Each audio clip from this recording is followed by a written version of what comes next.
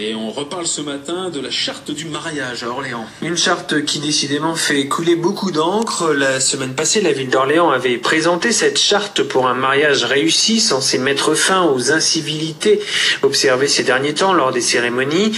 Désormais, les futurs mariés doivent arriver 20 minutes en avance. Les orchestres, les cris, les drapeaux sont prohibés, tout comme le jeter de riz jugé dangereux.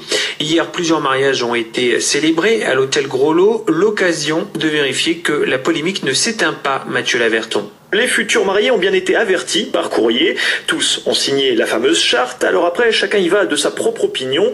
Pour Amélie Lemeur, une Orléanaise fraîchement mariée, cette charte, ce n'est pas un problème du tout. C'est un peu plus logique de ne pas avoir de portable lors d'un mariage, de ne pas crier dans une salle. Enfin, c'est une cérémonie importante, donc tout le monde doit se tenir. Bon, après, nous, on a une cérémonie religieuse derrière, donc peut-être aussi qu'on est un peu moins attaché au civil. Donc voilà, on l'a pas pris comme une mesure restrictive du tout. Peu de temps après, c'est au tour de Nacera, une mariée d'origine algérienne, de se présenter au hôtel Gros-Lot.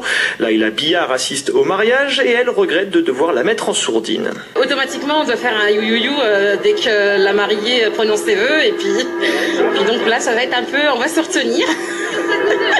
Il n'y aura pas beaucoup d'ambiance.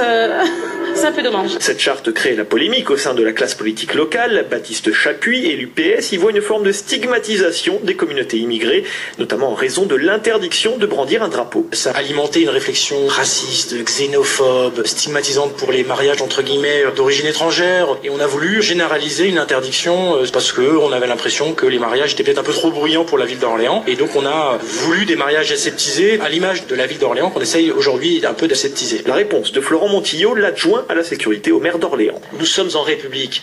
Monsieur Chapuis a le droit de dire ce qu'il veut. Nous sommes ici officiers d'état civil, en République française, avec un hôtel de ville, dans un acte solennel qui est celui du mariage. Et donc, il n'y a pas de drapeau autre que le drapeau français. C'est tout, c'est comme ça. C'est pas un problème de stigmatisation. Et la police municipale veille désormais au strict respect du code de la route devant l'hôtel de ville. Mariage ou pas, plus question de se passer de la ceinture de sécurité ou de se pencher aux fenêtres des voitures. Et chaque année, la ville d'Orléans célèbre environ 400 mariages. Un grave accident